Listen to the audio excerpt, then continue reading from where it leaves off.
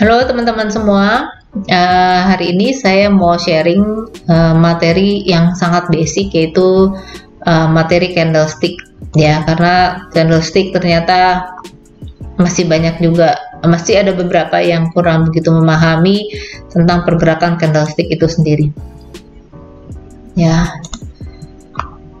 Candlestick, candle lilin, stick batang gitu, jadi batang lilin, jadi seperti batang lilin bentuknya. Nah, candlestick ini untuk apa sih? Jadi untuk mengetahui transaksi di pasar, mana yang banyak yang jual atau yang beli, itu ditentukan dari apa? Pergerakan harganya kita bisa melihatnya melalui chart. Ya, ada chart.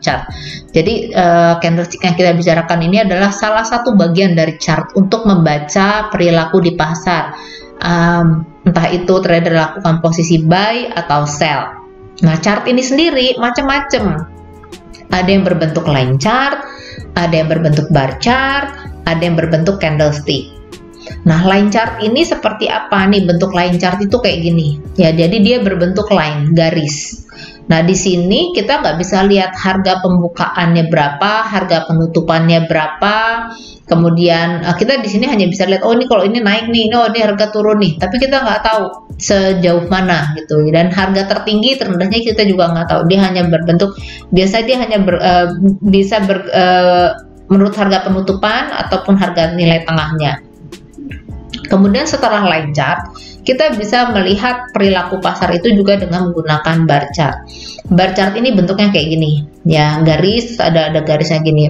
Saya jarang menggunakan bar chart, mengajar menggunakan bar chart karena takut apalagi yang baru nanti bingung ini harganya bergerak naik atau turun, karena bentuknya sama-sama kayak garis gini ya, cuma bedanya di ininya aja sih, di yang garis yang ke sampingnya. Ya, jadi kalau ini yang di kiri ini adalah harga open, yang kanan adalah harga penutupan. Kalau bukanya di kiri, tutupnya di kanan, itu kayak begini, dia harga bergerak naik. Tapi kalau dia bukanya di kiri, tutupnya di kanan, ini harganya bergerak turun. Ya, saya jarang pakai ini karena takut membuat Bapak Ibu jadi bingung. Maka kita lebih senang menggunakan candlestick. Ini adalah salah satu chart yang paling banyak dan paling umum digunakan oleh banyak trader di dunia, karena cara membacanya sangat mudah, dan yang bagi yang awam sekali, bukan yang awam, yang newbie sekalipun itu bisa langsung ngerti cara baca candlestick itu seperti apa. Ya, bentuknya seperti ini ya, jadi ada yang kosong, ada yang isi. Ya, sebenarnya untuk bentuk candlestick ini, warna-warna candlestick ini sih nanti disesuaikan dengan chartnya Bapak Ibu. Jadi misalnya ada yang suka warnanya pink sama kuning, itu juga boleh-boleh aja, asal ngerti aja. Nanti saya bikin kuning tuh untuk posisi yang mana ya. Tapi yang umum adalah kosong dan isi ya, atau warnanya biru dan merah, itu yang paling umum. Sebelum saya lanjut, please bantu subscribe, tujuannya supaya ketika ada pertanyaan dan ada informasi menarik yang perlu saya bahas melalui YouTube, Bapak Ibu bisa tahu informasi apa sih yang akan disampaikan ya. Ya, seperti tadi saya udah ngomong, biasanya kalau nggak candle kosong, candle isi atau warna biru, merah. Kosong itu lebih ke warna biru ya. Jadi candle kosong, Anda bisa lihat di yang sebelumnya. Jadi saya selalu menjelaskan kalau candle kosong itu anggap aja kayak balon kosong, harga bergerak naik. Kalau candlenya penuh, seperti balon ada isinya, berat, dia harga bergerak turun ya. Jadi kalau candle ini kosong ya, yang biru ini boleh juga sebagai candle kosong, ini harga opennya di bawah, close-nya di atas, jadi harga bergerak naik. Sementara kalau harganya bergerak turun, opennya di atas, close-nya di bawah, harga bergerak turun ya. Harga bergerak naik kita beli, harga bergerak turun kita jual. Yang tinggi-tinggi ini disebut tail ya, tail, atau beberapa menyebutnya sebagai wick atau range ya. Ada wick, ada range ya. Ini tail ini adalah harga tertinggi, yang paling bawah adalah harga terendah. Apapun posisinya, entah ini harga lagi bullish ataupun bearish, yang paling atas ini adalah harga tertingginya, tertingginya, dan ini adalah harga terendahnya. Ya, sekalipun di open di bawah, close di atas, ataupun open di atas, close di bawah, tetap ini adalah harga terendah dan ini harga tertinggi. Ya. Nah, ketika kita melihat jadi untuk candlestick ini kita bisa melihat dari berbagai macam time frame. Nah, ada yang tanya gini, Bu, kenapa ya saya lihat di time frame yang H4 dia bullish, kenapa waktu di M30-nya kok bearish? Nah, ini saya mau ceritain nih ya. Saya kasih contoh, ini time frame besar, saya pakainya H4 deh ya, biar nggak terlalu jauh, karena saya melihat memang untuk para trader kan lebih banyak kita menggunakan time frame besarnya, paling tidak kalau nggak daily di H4, yaitu untuk time frame besar. Time frame besar ini untuk melihat arah tren, ya, time frame daily atau H4 deh. Ini saya hari ini contohnya di H4. Misalnya time frame besarnya bearish nih. Kalau kita kecilin di time frame yang H1, bisa jadi bentuknya gini. Jadi pertama dia opennya di sini kan, ya kan, open sini, dia naik dulu nih. Jadi naik. Kemudian di jam keduanya dia udah mulai turun. Jam ketiganya turun. Jam keempatnya dia bergerak naik di sini. Ya, jadi dalam satu time frame ini yang H4, kalau kita spek down lagi ke 4 jam, bisa jadi bentuknya kayak gini. Ya, sempat naik, kemudian dia turun, dan terakhir dia naik. Jadi jangan bingung kalau kenapa ya kok bentuknya beda. Ya, bisa jadi berbeda. Dan itulah namanya per time frame ini per jam kan. Ini di breakdown ke per jam. Ini lebih kecil lagi. Kalau kita lebih kecilin lagi ke yang M30 atau M15, ceritanya juga bisa lebih lain lagi. Jadi jangan bingung kalau misalnya kenapa di H4 dia bullish, kok misalnya di H4-nya dia bearish, kok di H1-nya kok dia biru nih, mau naik nih. Ya, kalau diturunin akan menjadi seperti ini. Ya, ini Bapak Ibu harus paham dulu supaya nggak bingung. Bukan berarti karena gini, saya selalu mengatakan kita kalau mau transaksi lihat arah besarnya dulu. Arah besarnya mau kemana nih? Arah besarnya bearish, berarti kita harus cari candle, kita harus bearish. Nggak selalu begitu juga gitu ya. Memang secara garis besar ketika kita bertransaksi kita lihat time frame-nya arahnya, misalnya saya di H4-nya candle lagi turun, berarti trennya lagi downtrend kan. Ketika downtrend ya kita jangan nge-buy tapi sell. Tapi sellnya waktu kapan? Kita lihat lagi, karena kita entry di time frame yang lebih kecil. Kecuali memang Bapak Ibu mau terus-terusan di time frame yang H4 ya, konsisten di H4 ya. Kita melihatnya di sana. Tapi kan biasanya enggak, kita time frame-nya pasti yang lebih kecil. Dan cara melakukan transaksi itu seperti ini. Oke, saya skip ini ya. Jadi ketika kita mau entry itu ada baiknya Bapak Ibu menunggu setelah ada candle konfirmasi dan setelah tutup candle. Ini adalah hal basic, sering diomongin tapi sering sekali kita lalai, sering sekali kita abai. Karena apa? Karena kita tipenya ada banyak yang melakukan scalper kan. Scalper itu nggak berarti melakukan entry di dalam posisi impulsive entry. Ya, impulsive entry artinya kita transaksi tanpa nunggu sampai candle-nya tutup dulu.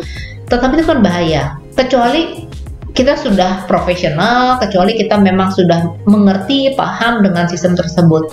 Hati-hati, apalagi kalau newbie, harus mau menunggu. Karena memang di dalam trading itu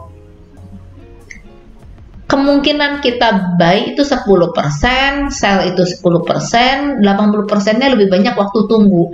Jadi harus mau menunggu timing yang tepat, ya.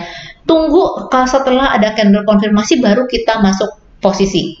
Tunggu setelah candle itu tutup baru kita entry. Jangan kita lagi bertransaksi ketika candlenya lagi bergerak-bergerak. Oh, bukan saya gini, Bu.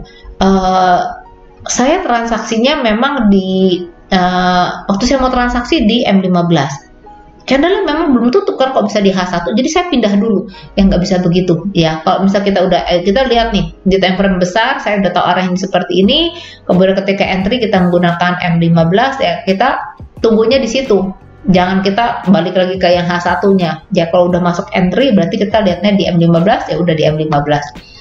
Ya. Jadi maksudnya kayak gini. Ini posisinya apa nih? Berarti dia kalau di atas adalah sentuh resisten.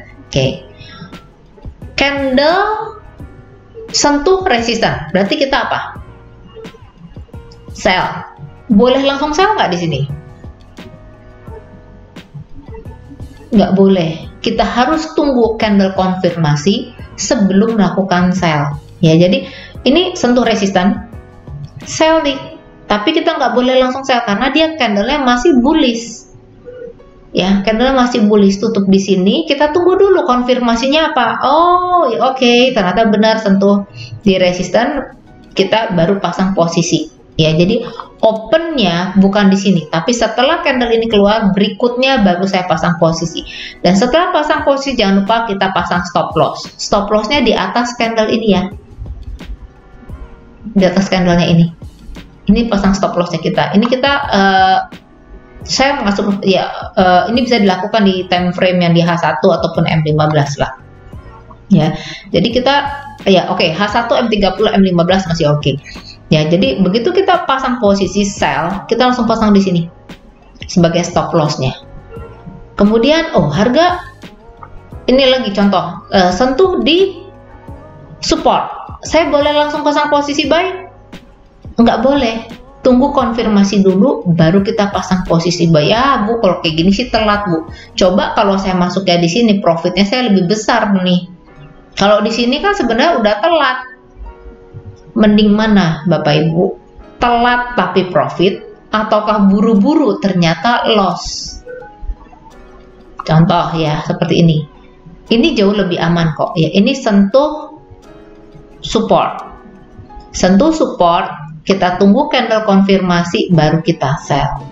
Ini juga gitu. Sudah sentuh, tunggu konfirmasi baru kita nge-buy. Jauh akan menjadi jauh lebih nyaman buat Bapak Ibu ketika kita menunggu candle konfirmasi terlebih dahulu sebelum kita melakukan posisi yang berikutnya ya. Ini juga ada saya bikin garis support resisten di sini ya. Selalu tunggu konfirmasi sebelum kita melanjutkan. Oke, sentuh support, sentuh resisten. Kita mau pasang posisi sell, ternyata nge-buy. Don't worry, ada kalanya kita terkena stop loss. Nah, ini yang saya selalu mau ingetin.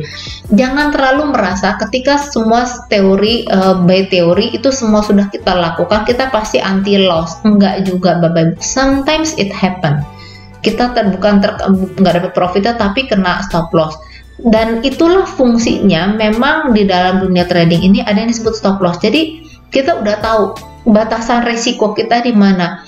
Harus rela. Kalau memang salah arah, ya kita pasang stop loss, kena cut loss. Jadi jangan terlalu takut atau terlalu jangan deh, nanti aja tunggu lagi deh, mana tahu harga turun lagi. Nah, jangan pakai kata mana tahu. Menggunakan kata mana tahu itu atau berharap-harap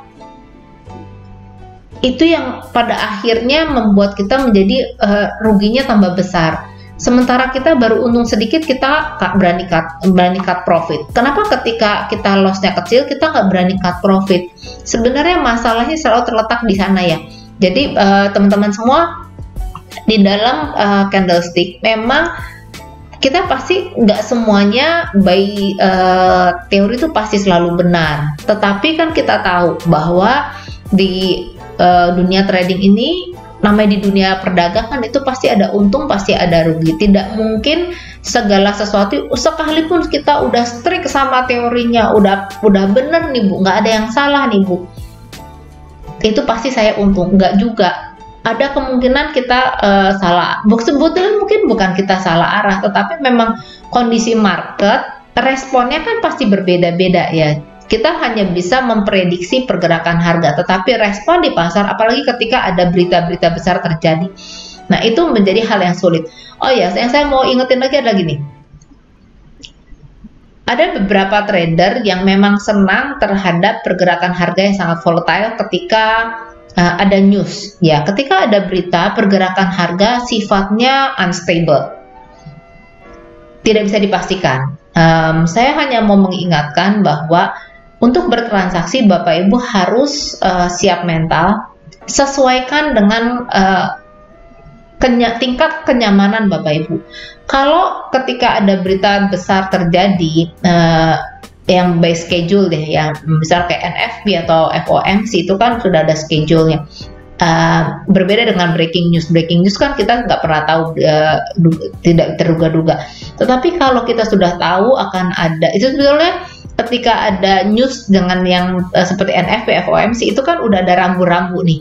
Nah, di dalam rambu-rambu tersebut kira-kira Bapak Ibu akan merespon seperti apa? Kita tidak bisa sepenuhnya by teori ya, karena pergerakan harga saat itu sangatlah bervolume dan sangat volatile. Nah, ini nanti Bapak Ibu kita akan bahas lagi volume dan volatile. Volume memang adalah suatu timing yang seorang trader cari-cari, karena kita lebih suka bertransaksi ketika volume besar. Ketika volume besar pun kita menjadi lebih tahu arah trennya mau ke arah mana, mau ke arah bullish atau ke bearish.